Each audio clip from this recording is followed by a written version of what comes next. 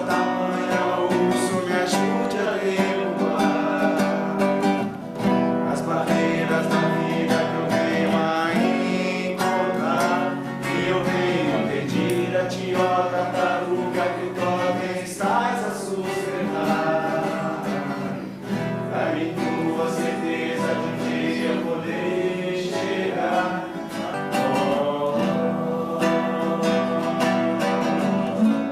Em favor de todos nós.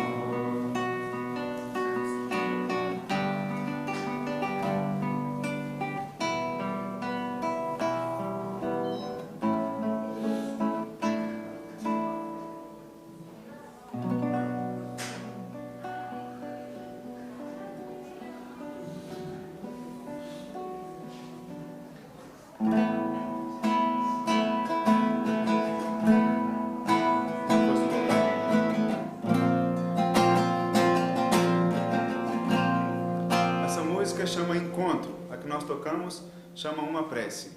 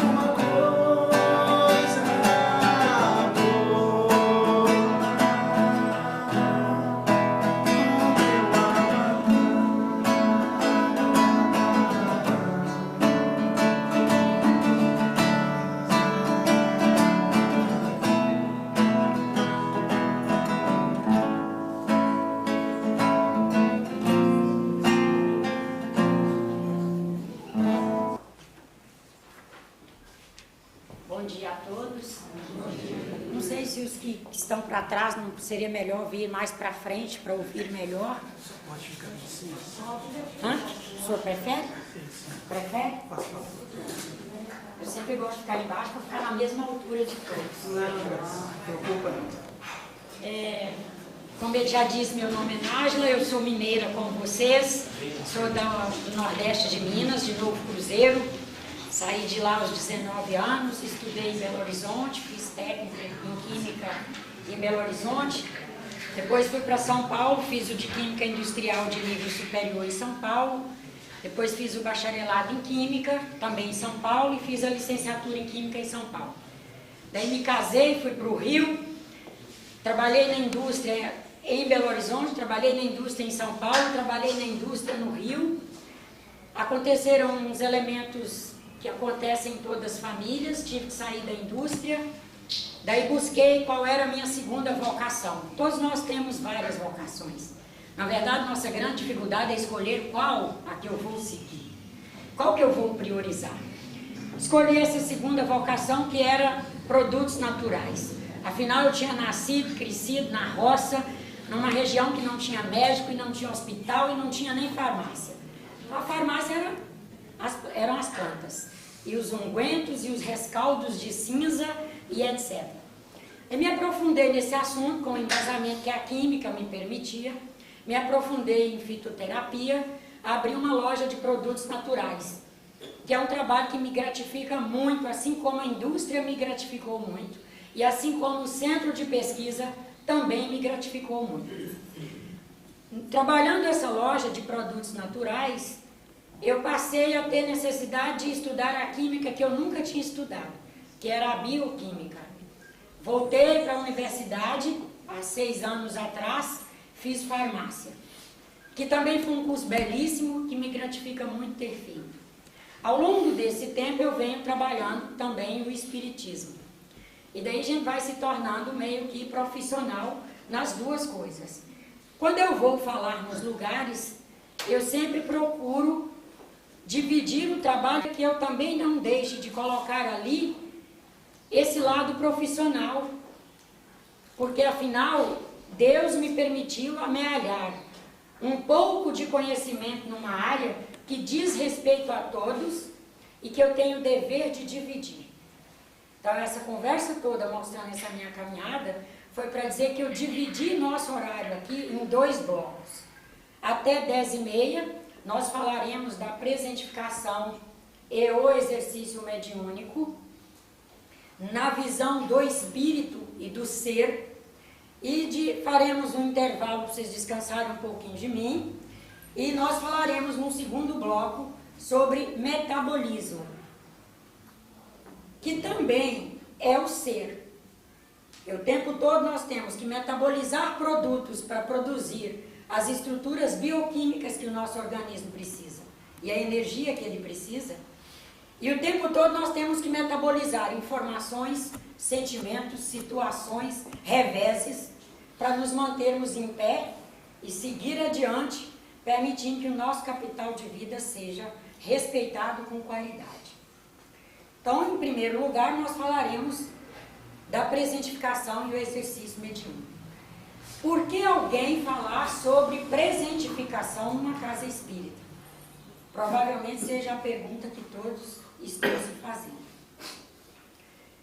Então, eu tenho que dizer que, em primeiro lugar, em função de eu ser vinculada à Sociedade Brasileira de Estudos Espíritas, cuja equipe espiritual tem como um dos objetivos contextualizar o espiritismo no século XXI. Já que nós sabemos da necessidade que cada ser em si traz de contextualizar o tempo todo a sua vida. Não dá para viver o ontem, dá para acessar o ontem. Nesse propósito de reconceituar o espiritismo, nós também estaremos reconceituando o ser. Reconceituando o ser, nós temos que esclarecer o que é exercício mediúnico. Porque nós somos de uma cultura meio sacra, mesmo quando avançamos para dentro da casa espírita, o espiritismo não poderia ser sacro, porque a doutrina espírita, primeiro nós temos que repensar sobre a doutrina.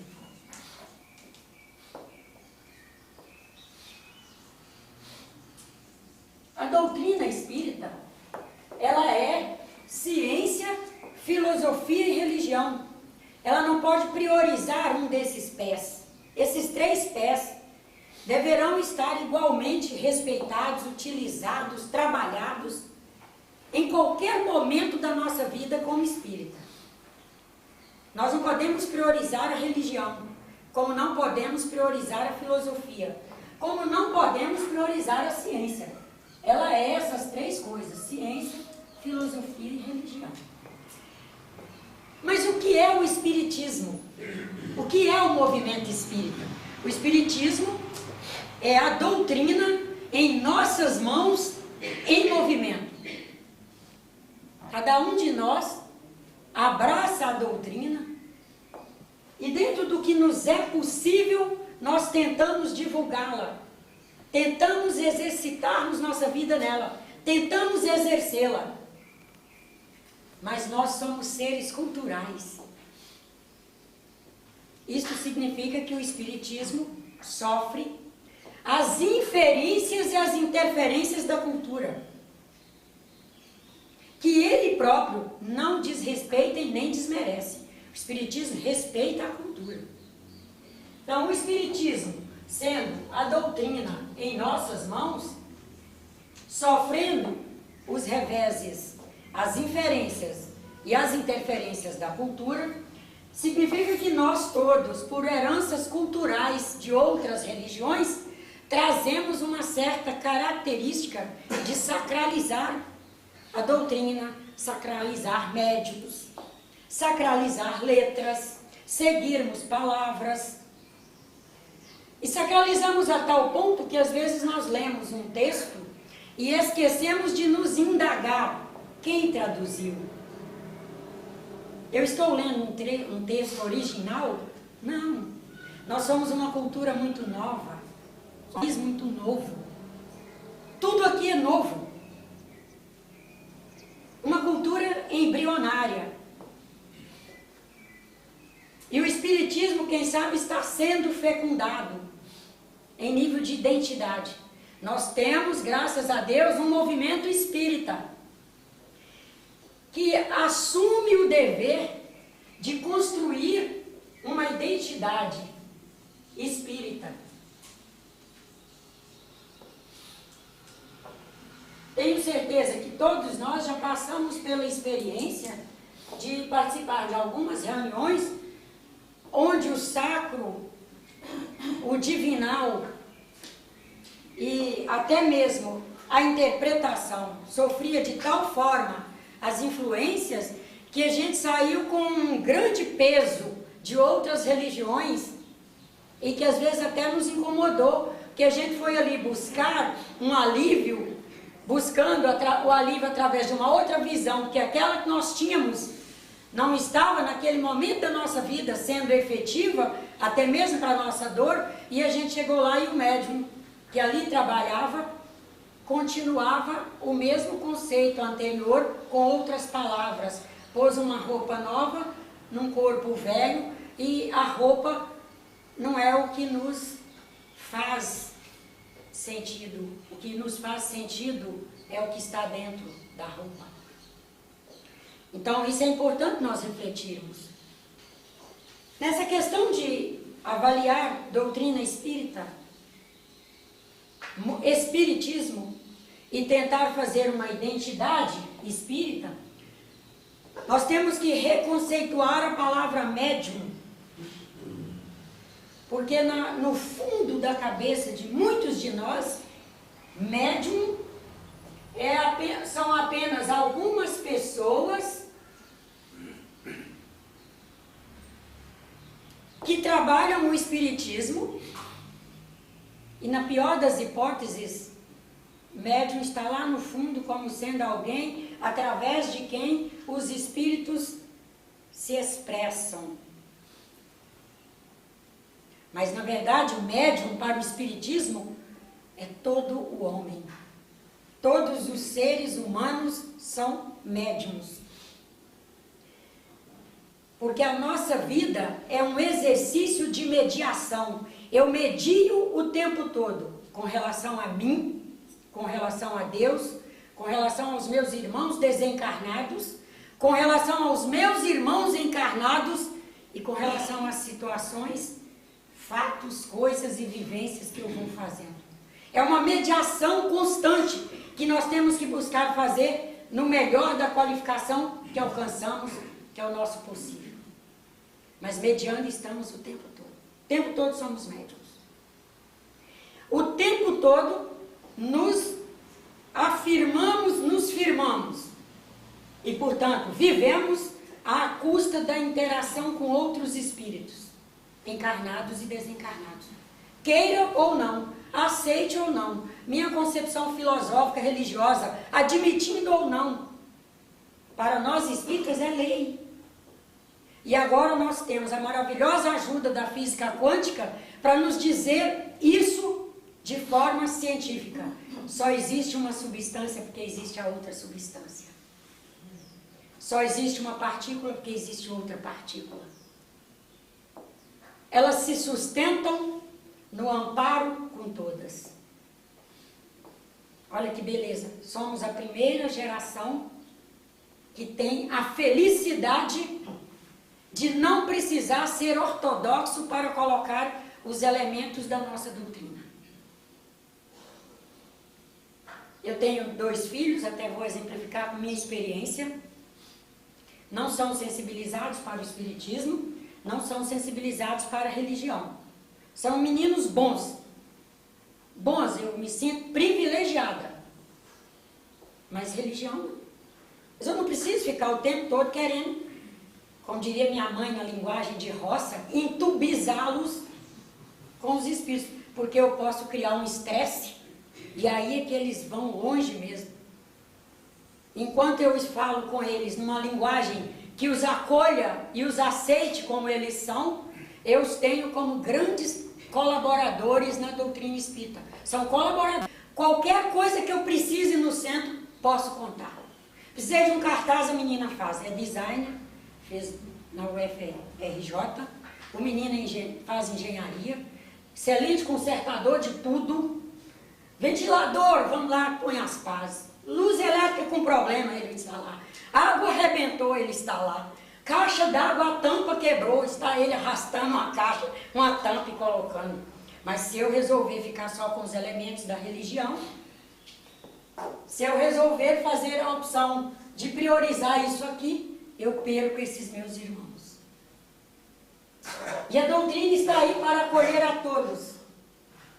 E nós espíritas temos todo esse manancial para acolher a todos, com a linguagem que nos é possível naquele momento, no possível daquela pessoa para quem nós falamos.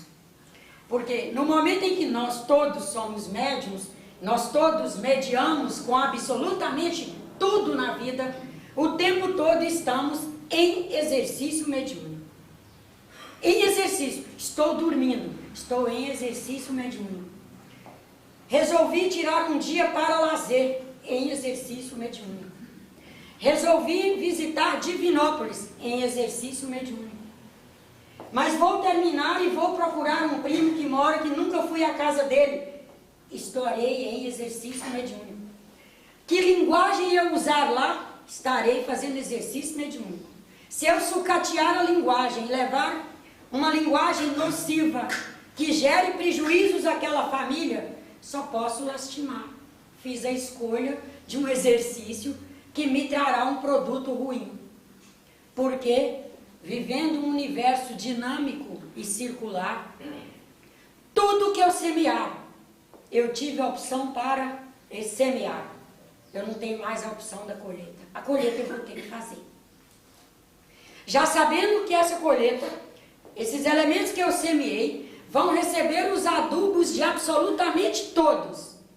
Se movimentarão no mundo circular e retornará, porque se eu atirar uma pedra num oceano, ou num rio, ou numa água parada, vai formar uma onda que vai crescer, que vai crescer, que vai crescer, que vai crescer na expansão que o espaço lhe permite e vai chegar na borda e vai retornar. E eu vou colher a onda de volta. Nesse exercício mediúnico, nós todos já percebemos, não precisa os espíritos ditarem isso, nem nós decorarmos que o espírito falou, que aliás é o que eles menos querem. Eles sabem que nós somos capazes de uma coisa: o exercício mediúnico, sendo informação e comunicação, a mediunidade é a nossa capacidade de informar e comunicar. Então, o exercício mediúnico é informação e comunicação.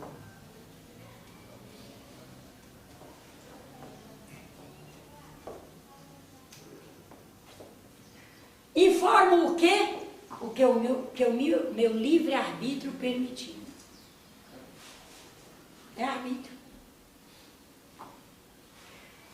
A gente poderá dizer, mas eu fiz isso numa hora de crise, eu não tenho culpa.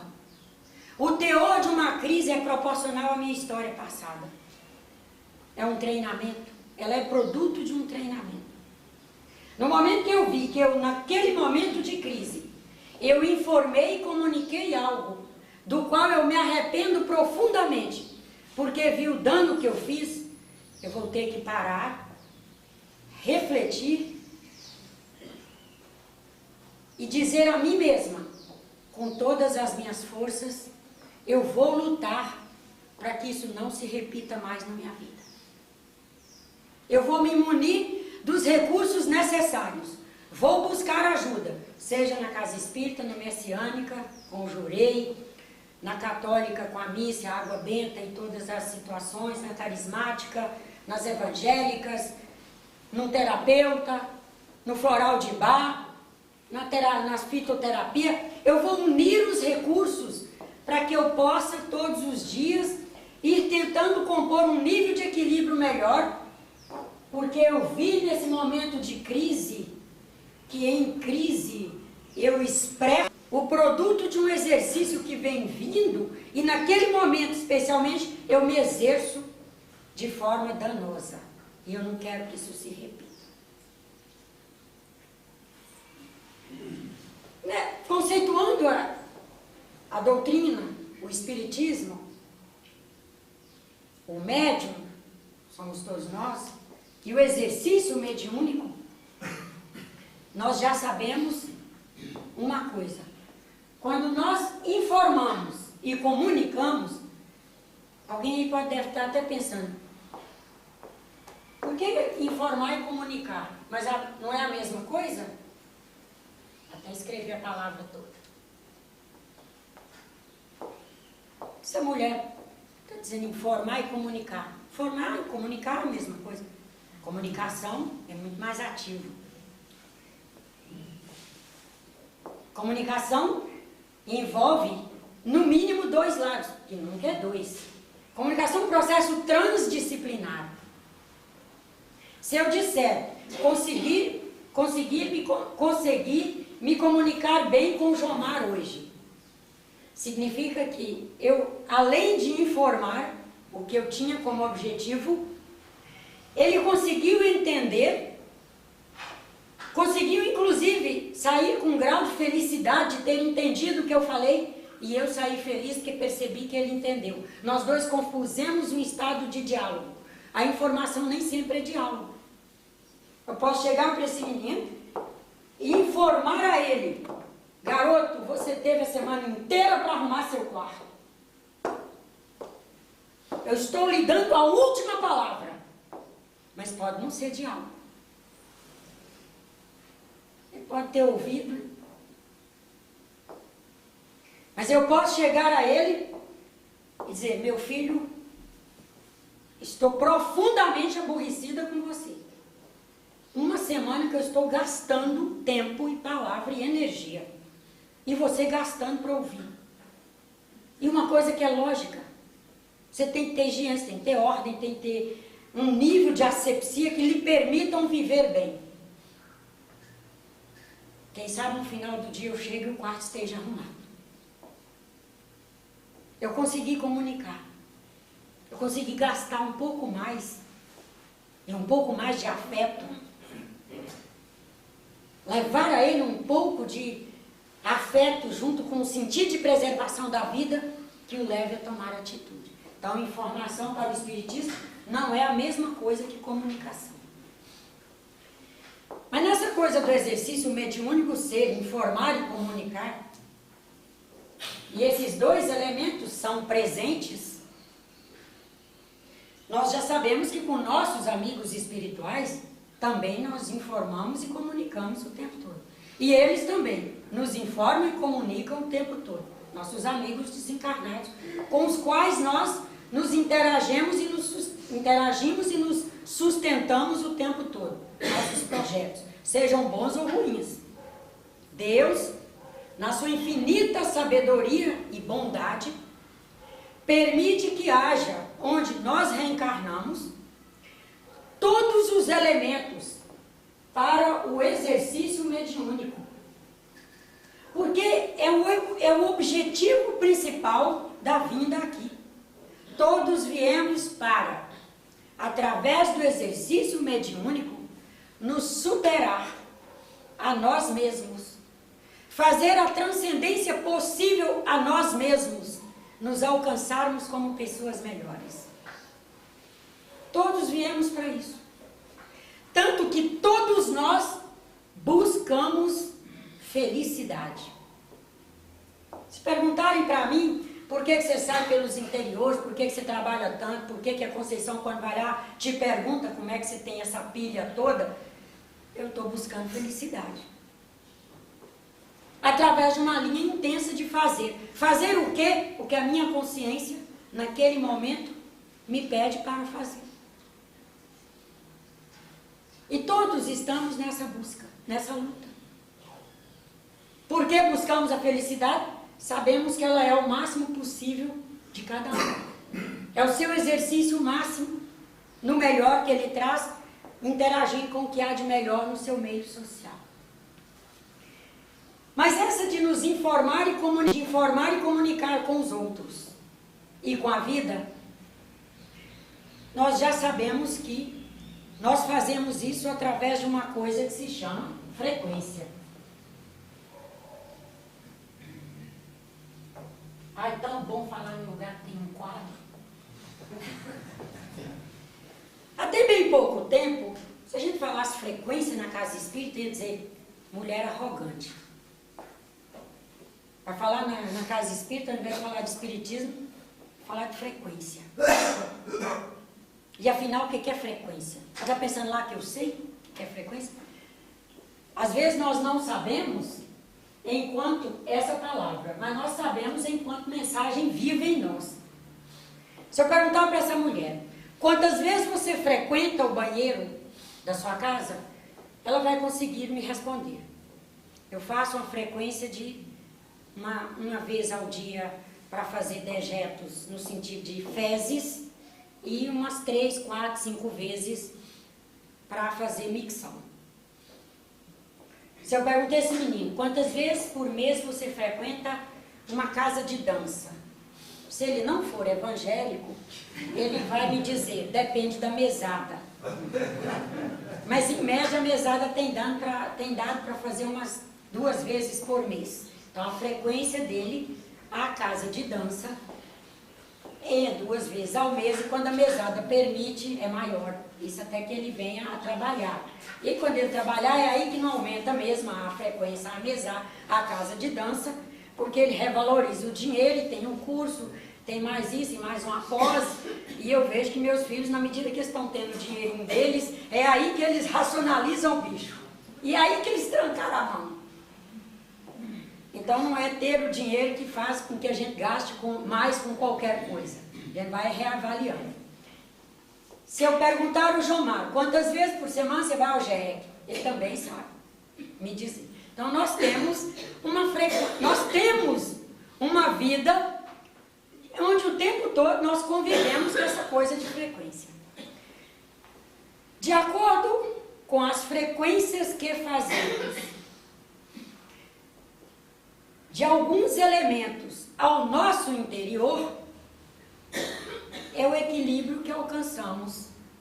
E é a frequência física a título de energia que fazemos. Então vamos lá melhorar isso, clarear para todos. Eu pergunto a este Senhor: ao longo de um dia, todos nós sofremos vários impactos. No momento do impacto, às vezes nós saímos do status de homem bom. Em função da nossa história construída. Nosso possível até então foi esse. Não temos equilíbrio suficiente para, no momento do impacto, não passar pela raiva. E às vezes não passar pelo ódio. E às vezes até não passar por uma maledicência. São elementos que nós já sabemos que não é o bem. Sabemos. Mas entre o saber e o saber fazer, há uma caminhada que nós precisamos fazer. Então nós alcançamos o conhecimento de algum valor. Do momento que alcançou o conhecimento, nós vamos levar um tempo de caminhada para alcançar um saber naquele valor. E o saber fazer vai ser outra caminhada. São estágios. Na prece de abertura, esqueci seu nome. Que fez a abertura. Não, que fez a abertura, foi ele. Seu nome. Marco. Na prece de abertura, o Marco sabiamente colocou essa questão dessa trilha, dessa caminhada. Então, do momento em que eu sei que eu preciso, ao sofrer o impacto, permanecer em equilíbrio no bem, até onde eu alcancei o conhecer, o saber e o saber fazer e permanecer efetivamente em equilíbrio, leva um tempo. E quem sabe ele ainda esteja no meio do caminho. E eu, ao perguntar isso para ele, quantas vezes ele ao dia tem que fazer um esforço para retornar ao bem, ele vai me dizer umas 6 vezes, porque eu tenho uma vida muito ativa, lido com muitas coisas, muitas pessoas, e umas 6 vezes ao dia, no mínimo, eu saio do equilíbrio, imediatamente eu revejo e faço a caminhada de volta ao equilíbrio. E que os espíritos entendem nossas fragilidades humanas e nos ajudam a recompor. Mas nos ajudam. Eles nos ajudam num sentido de colaboradores. Colaboram. Não assumem o nosso livre-arbítrio. Não nos tolhem no livre-arbítrio. Estarão nos sensibilizando nessas 6 vezes aí que ele sai do equilíbrio, que ele tenta retornar. Os espíritos estão conosco tentando, dentro das nossas intenções, colaborar para efetivarmos o projeto, que a intenção é um projeto. E eu tenho que ser firme no projeto para construir uma meta. Minha meta é retornar rápido. E às vezes nos perguntando, quanto tempo eu penso que o meu organismo aguenta ficar fora do equilíbrio? Quanto tempo eu tenho fígado para aguentar a raiva? Quanto tempo por dia meu fígado aguenta o ódio? Quanto tempo ele aguenta a indolência? Quanto tempo ele aguenta o estar insatisfeito com a humanidade? Há essa tolerância toda? Vou me responder que não há e vou me apressar. Vou colocar como projeto, como meta, um tempo para retornar ao equilíbrio. Cada vez que ele retorna ao bem, ele fez frequência no bem. Fazendo a frequência ao sítio do bem, ele efetivamente voltou a um status de homem bom, que está ali no bem, tentando fazer, tentando colaborar, tentando agir. Ele retornou ao estado de bem. Cada vez que ele retorna, ele fez uma frequência ao sítio do bem, se uniu a toda uma comunidade, encarnada e desencarnada, que luta por um status de homem bom, se exercita no sentido de homem bom, e ele constrói uma ampola energética no sentido do bem. Então ele, por frequentar várias vezes, aí é uma frequência nesse sentido dinâmico de ser encarnado, nessa luta dele de fazer um ir e um vir, um ir e um vir na consciência do seu ser, ele produz um campo energético com uma frequência diferenciada que só ele é capaz de fazer. Ele faz a dele, esse senhor faz a dela, esses jovens fazem, cada um faz a sua frequência. Cada um de nós tem em si uma ampola de energia com uma frequência definida com a qual nós nos comunicamos com os espíritos. Essa ampola de energia, ela é presente. Isto significa que a nossa comunicação com os espíritos é sempre no presente. Em função de heranças culturais e de interpretação mal feita das próprias obras do Kardec, que tenho certeza que nunca teve a intenção de falar o que nós imaginamos que ele falou, nós passamos a, não presentificando bem nossa vida, nós passamos a não fazer o esforço necessário em função de nosso estágio evolucionário para sair, esforço necessário para sair da carga de emoção de alguns eventos, permitir que o evento esteja registrado na memória, é o nosso disco maravilhoso de segurança, nosso CDzinho de segurança, memória. Nós passamos a não fazer o esforço necessário para sair da carga da emoção, deixar que aquele elemento seja um registro histórico de vida, para eu acessar nos momentos necessários. E a gente passou a caminhar pela vida, carregando a carga de emoção, especialmente de elementos tristes ou desagradáveis da vida, e não vivemos o presente. E o que é pior, além de não viver, não constrói o presente.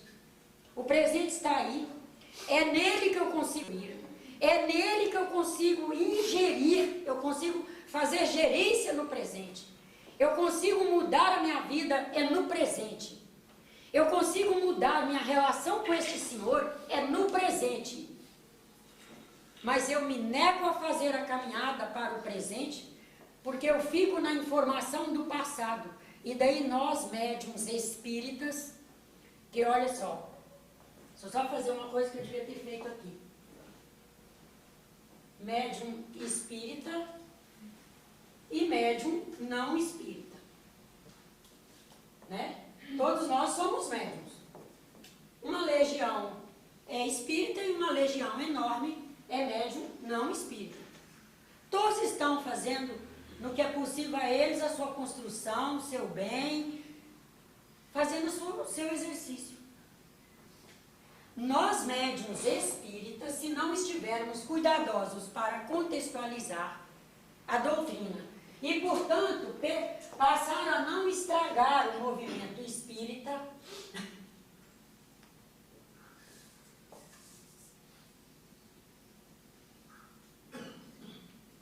se nós não contextualizamos, nós estragamos o espiritismo. Eu tenho certeza que esses jovens não ficarão em centros espíritas mofados. Essa linguagem mofada, velha,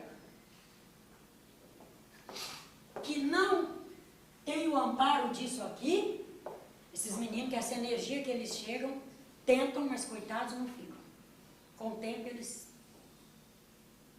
Só aqueles muito fortes, que forem mais fortes do que nós, que conseguirem nos vencer, nós falamos, eles nem ouvem.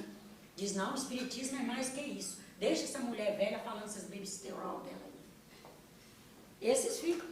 São espíritos fortes. Mas será que nós temos que permitir que a casa esteja aberta para a permanência só dos mais fortes? E a justiça? Nós temos que ser justos. Todos precisam. Todos precisam da casa aberta que permita, além de entrar, permanecer e ficar na consciência de ser deles, nessa dinâmica deles. O médium espírita, quando não é cuidadoso, não contextualizando a doutrina, começa a dizer, por exemplo, que uma criança de 5 anos está sendo obsediada por um espírito.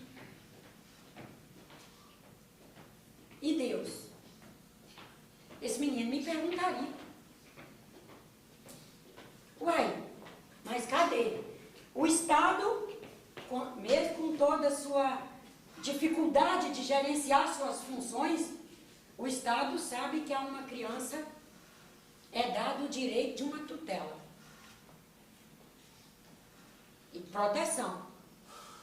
A família, nós estamos aí numa crise enorme no que diz respeito à família. Mas nós podemos ver que um número maior, maciçamente maior, de família é composto daquelas que já alcançaram que a família tem que apoiar, orientar e proteger quem chega. Deus não protege quem chega? Uma criança de 5 anos, o espírito chega e toma ela de qualquer jeito, faz e acontece com ela, aí ele vai dizer: não, mas não é nisso que eu quero ficar. Isso não é espírita. Isso não é o espiritismo que eu busco. Eu vou buscar outra religião, então.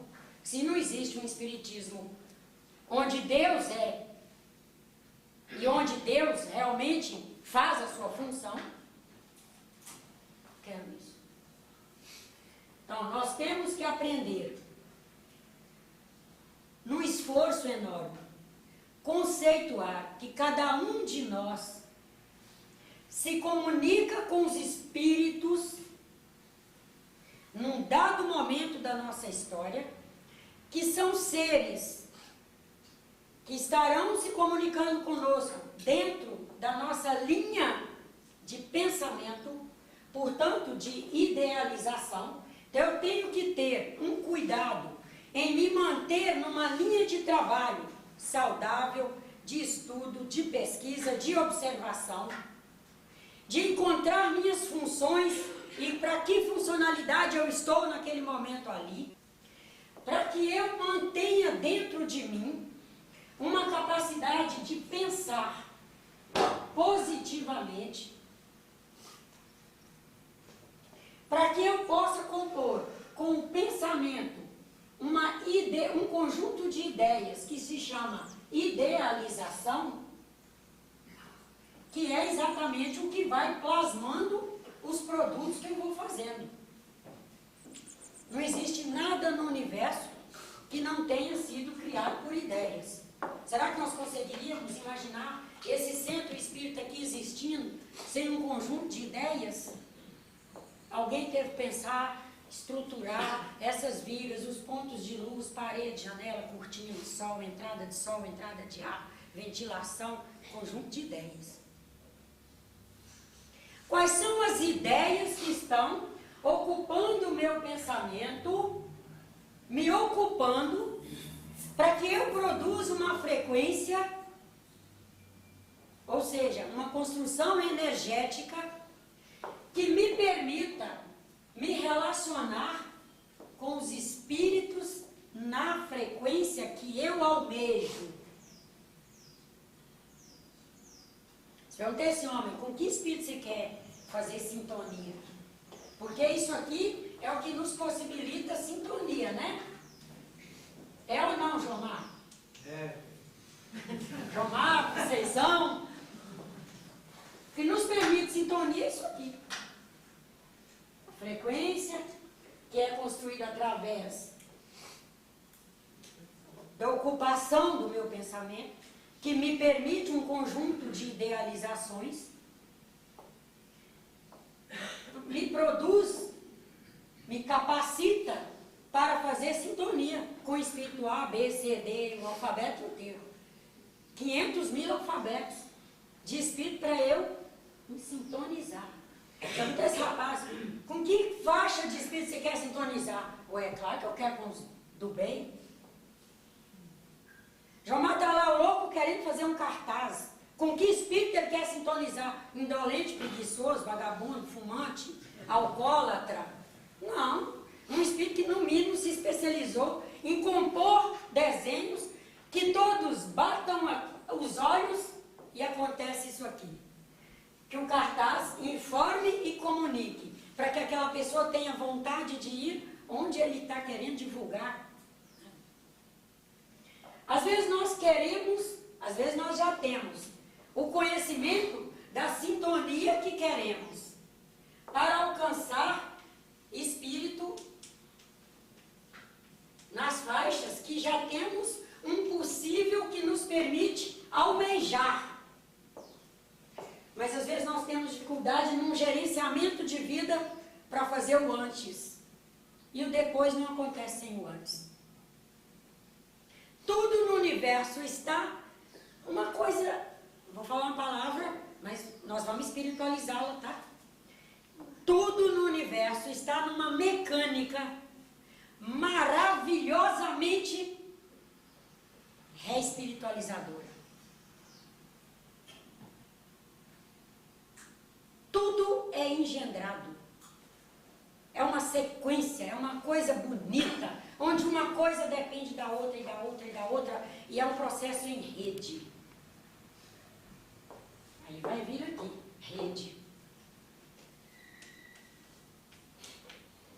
Todos nós o que mais queremos?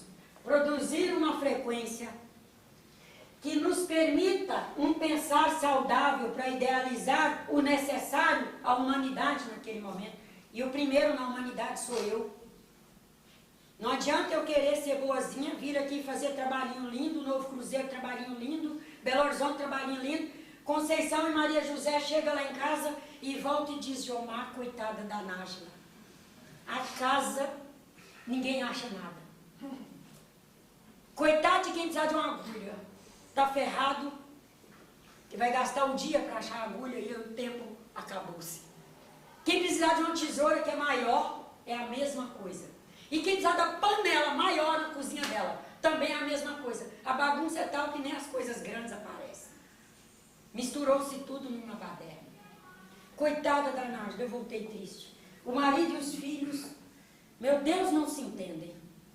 Ela, coitada, aqui para ali que nem uma abelha tonta, mas também não se organiza. E gera um estresse que a gente sai de lá exaurido. E não é isso.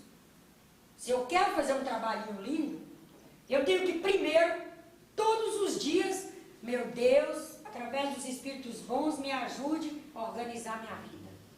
Me ajude a ser um ser organizado e harmônico. Eu recebi um conjunto genético. Se é bom ou se é ruim, não está em mérito discutir isso. No possível dessa herança genética, que eu fiz merecimento para gratuitamente receber. Já foi muito ter doado o patrimônio genético para um espíritozinho que queria trabalhar, que queria aprender, que queria melhorar, que se reconhece necessitado de se transformar. Já tive quem me doasse o patrimônio genético. Ainda estou querendo perfeição. Ainda estou querendo ser mais bonita. Então construa essa beleza para o futuro. Tem eternidade para ser Lady Di. Construa o mérito e vai ter. Porque se a semeadura é voluntária, a colheita é obrigatória. O dia que eu tiver mérito, vai vir. Lady Di. O possível agora foi nessa frequência que me é possível construir naquela hora. Eu tenho que, inclusive, valorizar esses elementos. O mundo à minha volta está aí me permitindo construir. Mas qual está sendo a minha participação?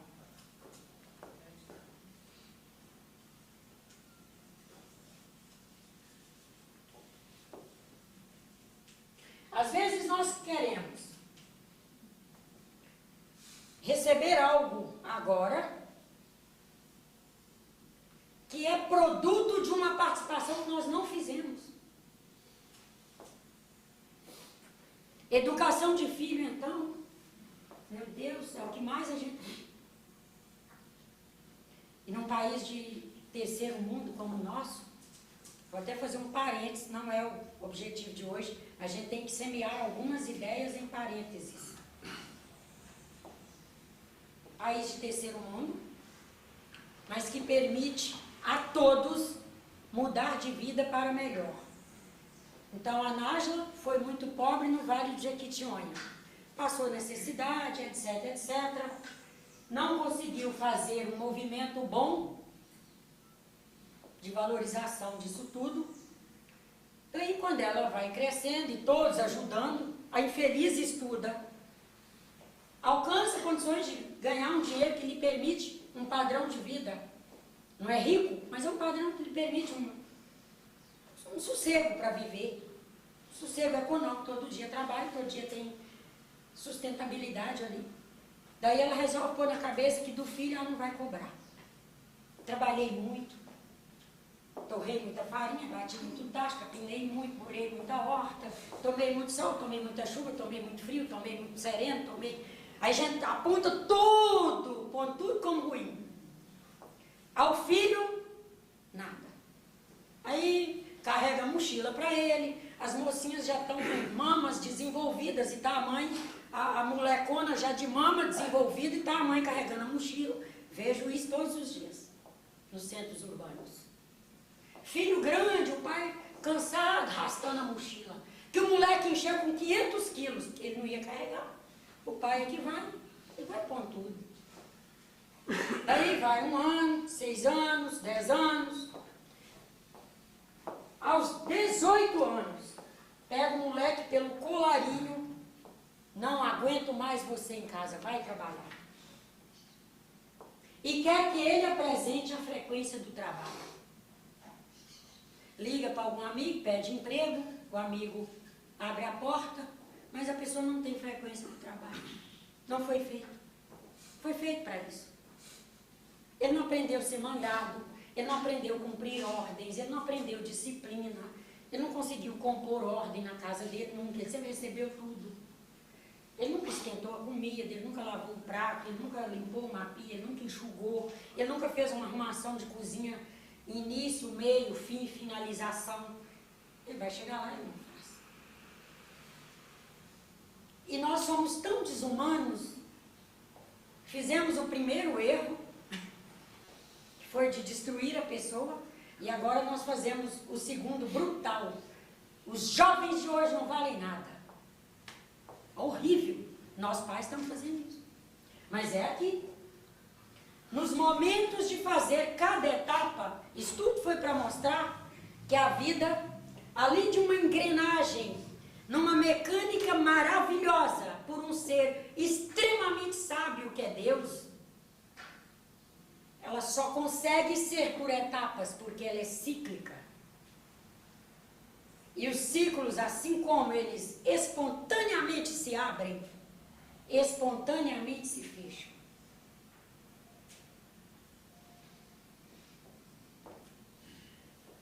E ao fechar, não adianta eu querer voltar atrás do prejuízo. Eu posso, naquele ciclo que abriu, me esforçar junto aos espíritos bons que me acolhem, orientam e protegem, tentar fazer o aproveitamento máximo dentro daquela escala de prejuízo que eu trago. Tenho a eternidade para fazer a construção que eu não fiz antes. Mas esse prejuízo é prejuízo.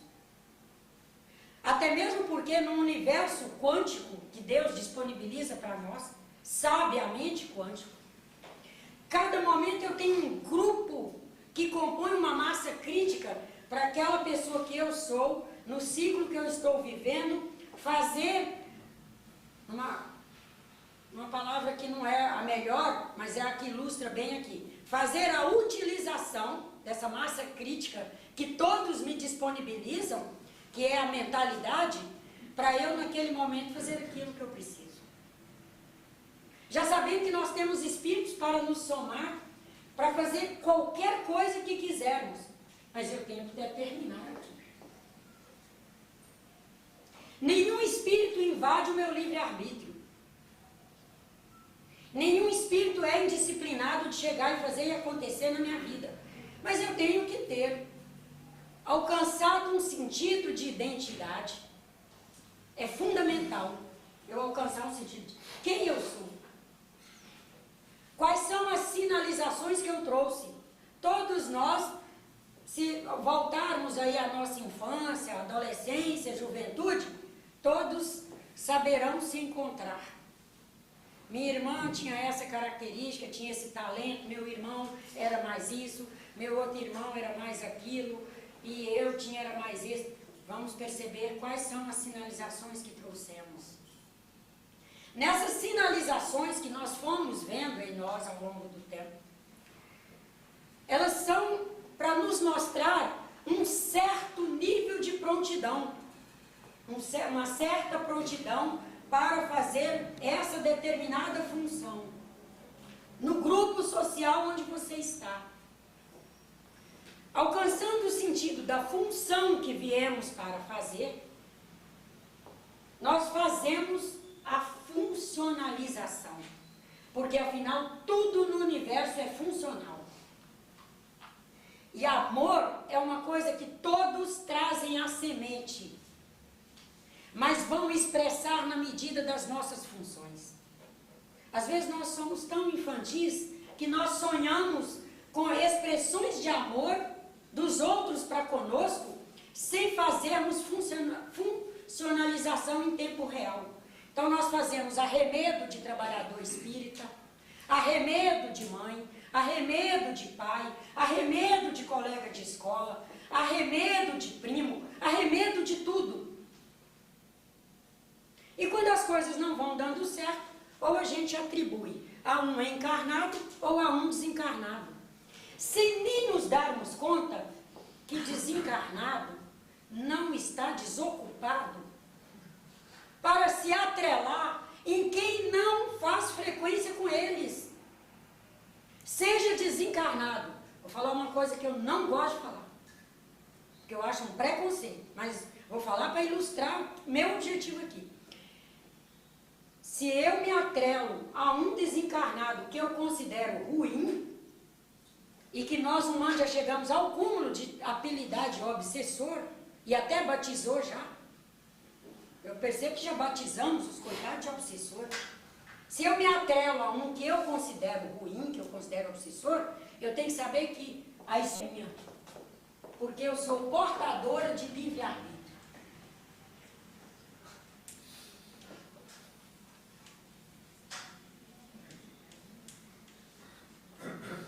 Eu arbitro a minha vida.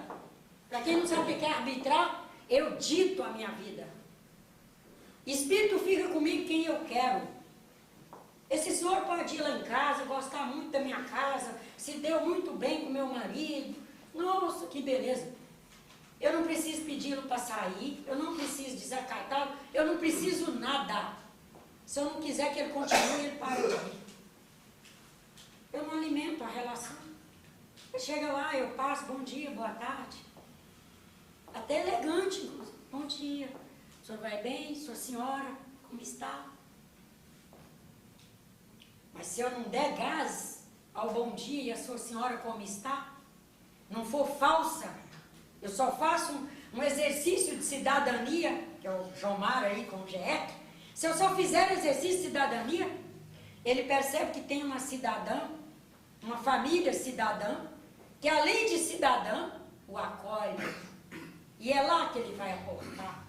Espírito desencarnado, então, que não sofre as conveniências desse mundo material nosso, e que não sofre esse cabrestamento que nós encarnados às vezes temos que sofrer por contingências, até mesmo de família, esses é que não se atrelam mesmo. Mas por não presentificar, nós já aprendemos até que espírito chega, pôs uma mesa aqui que é para estudo, reunir um grupo para fazer estudo da doutrina. Aí daí a pouco está a Nájila se retorcendo, se não sei o quê, e falando que é um espírito que está ali falando. Mas não objetivou que era estudo? Todos no grupo não se objetivaram que é estudo? E a Nájila se objetivou que é estudo mesmo? Que não é lugar para ela ir mostrar que espírito se manifesta, que não é lugar para ela fazer exercício de poder, que não é lugar para ela mostrar para o Jomar que ela é mais que ele, que nela o Espírito manifesta e nele não. Se ela tiver objetivado e todos objetivados, vai ser só um estudo. Senão, toda hora a gente vai criar um misticismo. A mesa de estudo vira uma baderna, desconcentra todo mundo, sai do objetivo, escuta aquela balela que o Espírito falou, na verdade não é Espírito. E o problema é que nós temos que ter cuidado como trabalhadores da seara espírita, porque nós ainda não temos um sistema laboratorial para numa dessa o Jomar pegar a Nájila pelo braço, levar lá, vamos medir a frequência da Nájila, vamos medir a salinidade, vamos medir o pH da saliva da Nájila, e nós já vamos saber, há um espírito se manifestando ou não há, porque nós vamos medir com ela no processo, e vamos depois, no horário normal dela, ela tem que se obrigar a vir, se comprometer, quer dizer, a vir aqui para fazer a nova colheita de material e nós vamos comparar. Como nós ainda não temos isso, fica fácil, a Nájila fala e o grupo é obrigado. Até por uma contingência social, de não criar um constrangimento. E por que isso acontece? Porque a Nájila, não fazendo um exercício de presentificação para se conhecer, encontrar quem ela é, quais são minhas funções, o que eu quero fazer. Espírito se manifesta mesmo através de mim. E a primeira coisa é ter a certeza, para eu fazer um bom trabalho espírita, eu não preciso mistificar que espírito está se manifestando. Todos os espíritas sabem que nós trabalhamos com espíritos nos orientando. Que nós trabalhamos é à custa de uma coisa fantástica que se chama intuição. Que nada mais é do que a capacidade de leitura que eu faço do mundo à minha volta, na soma com os espíritos orientadores que trabalham comigo e com os espíritos que ali compõem o ambiente. E que tudo na nossa vida nós fazemos é assim. Um cirurgião trabalha é assim. O varredor da rua trabalha é assim. É assim que ele se defende de vários acidentes de automóvel, que ele não é atropelado pelas costas. E o outro que trabalha lá na enfermagem e na farmácia e na casa espírita, todos trabalham, todos são capazes de leitura de mundo através do seu potencial mediúnico e todos fazem esse trabalho maravilhoso na soma com outros espíritos. Que quem sabe mais uns milênios aí, espíritos possam se manifestar através de mim, para trazer alguns elementos bons, onde quer que eu esteja reencarnada, mas que hoje não faz, e que isso não desmerece meu trabalho, isso não me diminui, isso não diminui nossa mesa de exercício mediúnico, porque naquele presente, o nosso possível é aquele, nós vamos fazer é aquele, porque aquele é que é nosso trabalho bom, ele é real, ele é consistente, ele é ativo, e ele é digno, ele respeita um nível de fidelidade junto aos espíritos, encarnados e desencarnados que estão ali comigo. Nessa coisa de buscar ser o presente e de aprender a acessar nossos arquivos de memória como arquivos de segurança. Eu sei que numa outra encarnação, alguém me disse com certeza absoluta que numa outra encarnação eu estive com esse senhor, fomos casados, nos rasgamos e nos destroçamos inteiro naquela encarnação. Hoje estamos aqui reencarnados. Quem disse que de lá até aqui ele não se superou e eu me superei? A humanidade inteira se superou, o cosmos inteiro mudou.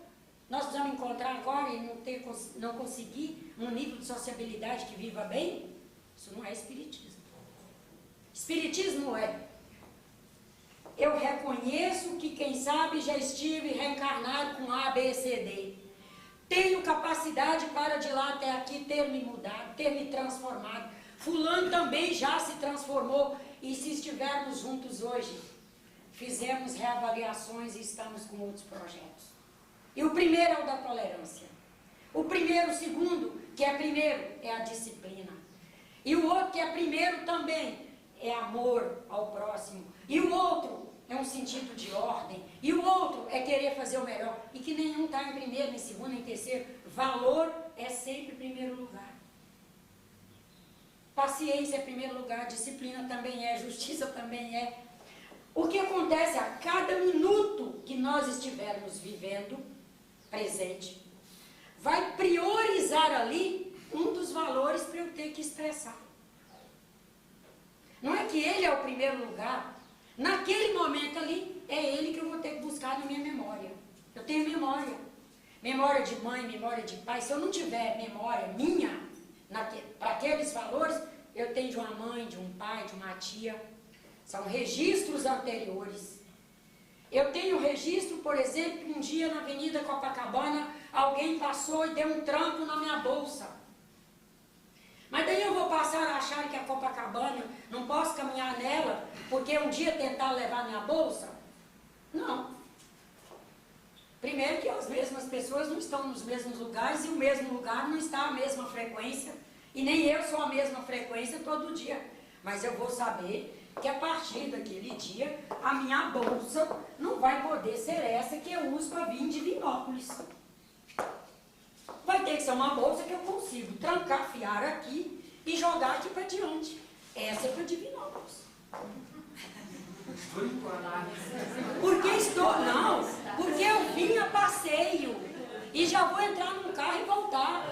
Entendeu? É para minha vinda. Não estou dizendo que os daqui possam fazer. O daqui vai ter que ler na sua história de vida, na história de vida do lugar, a mentalidade vigente e escolher sua compra de bolsa. 3 elementos nos atrapalham muito a fazer a presentificação. O primeiro é a complacência. Nós não queremos arregimentar e verticalmente assumir de viver as obrigações que nos são desagradáveis. Nós queremos dar um jeito de passar para diante. E dar um jeito de atribuir a responsabilidade pelo não ter feito aquilo para alguém. Serve desencarnado. Nós utilizamos todos os encarnados e às vezes nós somos tão audaciosos que utilizamos os desencarnados, que coitados não podem nem se manifestar, nem se defender. Se eu disser uma coisa, foi por causa do meu filho, e vai chegar no ouvido e vai, ô mãe, como é que é? Você falou que não fez isso por mim, mas o que foi? O que aconteceu? Não fiquei nem sabendo. Eu vou ter que ir às claras. E ele não vai nem ser arrogante, ele vai ser educado. Mãe, eu fiquei sabendo que você não fez, foi por mim. O que foi? O que aconteceu? Ah, eu não queria que isso tivesse acontecido. E eu vou ter que pagar o mico para um jovem. Então, claro que a gente passou a usar os desencarnados para atribuir por isso. O segundo elemento que nos ajuda muito, a indisciplina. Nós temos uma dificuldade. Primeiro que a gente acha que disciplina é monótono. E que quem é disciplinado é uma pessoa coronelizada por ela mesma. Que é um prisioneiro de si mesma. Eu sei que eu vivo isso. As minhas coisas têm hora certa para acontecer. Não deu para acontecer naquela hora. Mas fulano marcou de almoçar. Chegou 5 da tarde. Gente, mas 5 da tarde eu tenho que caminhar. É minha hora de caminhar domingo. Ô fulano, sinto muito, tá aqui a comida, você fica aí comendo, eu vou ali caminhar. Mas você não pode? Não. Eu me atrasei até 3 te esperando. Até 3:30, até 4. Mas agora eu preciso caminhar. As pessoas têm dificuldade. Dificuldade com a hora de dormir. Qualquer programa horrível amarra até nós velhos diante de uma TV. No outro dia não levanta. Aí no outro dia não faz nada na hora certa. E daí não dá conta de fazer um gerenciamento bom de vida. A outra coisa que nos atrapalha muito nessa questão é a ansiedade. Nós, pela indisciplina e pela complacência, nós geramos uma ansiedade. Então a gente que não consegue nem estar no presente, porque o presente não teve disciplina para fazer, a gente já quer jogar para diante. E aí ele vive fora do tempo. E não adianta Falar em presentificação, não adianta eu estar jogando meu pescoço para trás para acessar informações ruins e viver emoções ruins e taxar as pessoas de obsessores, de inimigo espiritual e disso e daquilo, mas também eu não posso viver amanhã. Eu tenho que viver hoje para estruturar e permitir que o amanhã se construa. Só há essa maneira. Não tem como eu ter marcado essa palestra hoje, vocês terem vindo para aqui e eu chegar amanhã. Mas também não teria como ontem eu estar com uma palestra aqui hoje e eu ficar lá sentada assistindo um congresso. Que Deus me permitiu, com a ajuda de vocês todos, estar lá o dia inteiro, sentadinho, ouvindo palestras maravilhosas num congresso médico espírita. E estar lá ansiosa porque tem que estar em Divinópolis amanhã. Não, hoje é o congresso de dia, de noite é o Centro Espírita Local de Correia em Belo Horizonte, e depois é dormir, e depois é Divinópolis. E me ocupar de cada coisa em cada hora, e é aquela coisa eu vou efetivamente fazer aquilo com a alma. Pergunta se estou um pingo preocupada, se lá em casa estão comendo hoje. Não deixei criança. Um freezer cheio de comida, uma geladeira cheia de comida, Conceição que o diga, um armário cheio de comida. Eu não preciso me preocupar. Ah, se meu filho vai estar bem? Eu tenho certeza que Deus, através dos Espíritos bons, estão conduzindo, porque afinal eu não vim para aqui para correr da minha responsabilidade de apoiá-los. Eu os apoio em pensamento, eu os apoio com a fé em Deus, eu os apoio com a certeza de que os Espíritos estão orientando e estão nos ajudando a compor esse trabalho. O deles de viver lá hoje, o meu de viver aqui agora, e o de cada um depois e viver o que for para viver. Estarmos centrados no presente, sabendo que todos nós fazemos o tempo todo uma autossuficiência relativa. O tempo todo nós temos que buscar nos esforçar, nos empenhar e nos organizar para construir uma autossuficiência, sabendo que ela é relativa. Isso nos faz a maravilhosa construção da humildade. A minha autossuficiência é apenas relativa. Eu dependo de todos os outros para viver bem, conseguir com a ajuda de todos construir. Eu construo com a ajuda de todos no presente, para viver no presente e estruturar o futuro, sabendo que o tempo todo precisarei de todos. E tendo mais uma certeza, que essa é uma frase que eu vou fazer questão de ler e trabalhar com os senhores, que o professor Mauri nos ditou, colocou numa palestra no Rio, e eu achei muito linda, copiei e falo sempre dizendo que é dele, não é minha. Não há erro do passado que o amor do presente não transforme em elementos de bem e de amor no futuro, no presente, para o futuro. Vou reler, já que eu errei no final. Não há erro do passado que o amor do presente não transforme em elementos do bem e do amor para o futuro. Isso para nós, não tenho dúvida que é uma grande revisão de vida. Para quem está sempre achando que espírito mal me acompanha, espírito de outra encarnação me acompanha, espírito de outra encarnação não vai me deixar casar. Se eu casar, não vou ser feliz. Que mais isso e mais aquilo. Espírito de outra encarnação não me deixa ter filho. Não. Eu posso, numa outra encarnação, ter construído algumas sequelas perispiríticas que apesar de todo o meu trabalho no plano espiritual, de todo o aprendizado, de toda a ajuda de todos, eu não tenha conseguido fazer uma transcendência pessoal que tenha me permitido reparar essas sequelas e eu tenha nessa encarnação vindo com elas, que vão me impedir de viver algumas coisas aqui na Terra.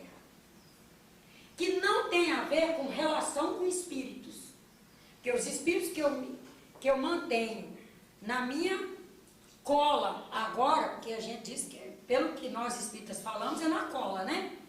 O espírito está ali, mandando mais que eu na minha vida. Os espíritos que eu mantenho na minha cola é o que me é possível agora, com a frequência que eu faço agora, num rescaldo que eu venho trazendo e na soma que eu faço com o meu processo cultural. O Espiritismo não desmerece e nem desrespeita o processo cultural. Sabe que ele é de grande valor e de grande influência na nossa vida. E que nós temos é que nos treinar todos os dias para nos administrar nele. Processo cultural me dizia que ontem à noite havia uma festa de aniversário, depois que terminasse o centro lá, eu como tia na família deveria ter ido. E eu tinha assumido um compromisso em Divinópolis que eu tinha que estar inteira. E que eu já tinha passado uma noite sem dormir, viajando, não é sem dormir que eu durmo no ônibus, mas uma noite dormindo em ônibus do Rio para Belo Horizonte. Fui direto para um congresso, o dia inteirinho. Fui direto do congresso para o centro espírita dos meninos. Trabalhei lá. Aí 10h30 da noite, vamos? Não, me deixa na sua casa, não se incomode de eu ir sozinha, dormir, e vocês vão para a festa. Mas é um momento que nós temos que vencer. É ou não? Ele é simples? Não é simples não. Você gostaria de fazer aquele social. É cultural. E é importante. São os seus laços de família. Quando nós falamos cultural, nós não estamos falando essa coisa fraca, que a gente pode até desmerecer. Não, nós estamos falando de elementos fortes. Ontem eu contei para o meu primo que eu vivi 5 minutos de crise existencial em função, inclusive, do cultural, num congresso. Qual é o cultural de congresso que plateia não levanta o dedo? Você tem ao longo das palestras as meninas passando ao longo de suas mesas para recolher suas perguntas escritas. Tá bom, todo mundo fez suas perguntas escritas. Uma pergunta, a pessoa honestíssima, olha que coisa belíssima. O homem leu e disse: eu não sei responder essa pergunta. Vou responder, não, dizer o que eu mais ou menos acho que aproxima. E é isso. Aí tá. Aí ele fez o que ele tinha prometido. Quando ele leu a pergunta era a mesma que eu fiz há um mês atrás para o irmão Leocádio. E que o professor Mauri ditou a resposta para mim, que eu vou deixar uma cópia aqui, uma páginazinha sobre o passe. Vou dar uma cópia para o Jomar distribuir para todos os xerocados. Meu Deus, na hora que a pergunta era a mesminha, eu estava no meu estado, era a minha comunidade, mesmo que não fosse, era a comunidade humana. Ai, eu venço o cultural, levanto o dedo e peço para falar. Foram 3 minutos de angústia. E na hora, eu mesma me respondi: você tem um material, é de imenso valor, e você tem uma comunidade neste momento que necessita. Faça a sua tarefa. Você não colheu? Distribua. Gente, mas eu confesso, para encerrar nosso primeiro bloco, que eu fui levantando o dedo. O dedo era curvo. Daí eu, não, assuma. Aí levantei, ele ofereceu o microfone, fui lá, fiz a fala, era um salão maior, precisava de microfone. Mas é arriscando. No cultural, nós teremos às vezes que no presente vencer algumas colocações que são corretas, mas que naquele momento nós descobrimos que o correto é fazer o incorreto. E é duro. Vivemos isso no cotidiano. Tenho certeza que Deus, através dos espíritos bons, estão sempre nos ajudando a iluminar e naquele momento fazer a leitura do que devemos fazer. E se fizermos com amor, mesmo que aquilo não seja o politicamente correto, as pessoas entenderão a nossa ação e o fruto será bom. E basta a gente também continuar orando para que o fruto seja bom. Confesso que desde ontem eu estou pedindo a Deus para todos ali terem interpretado bem e vivido bem aquele momento, que para mim foi melhor ter falado. Muito obrigada por esse primeiro bloco e nós vamos fazer um momento para quem quiser fazer perguntas e daí fazemos um intervalo e falaremos sobre o metabolismo.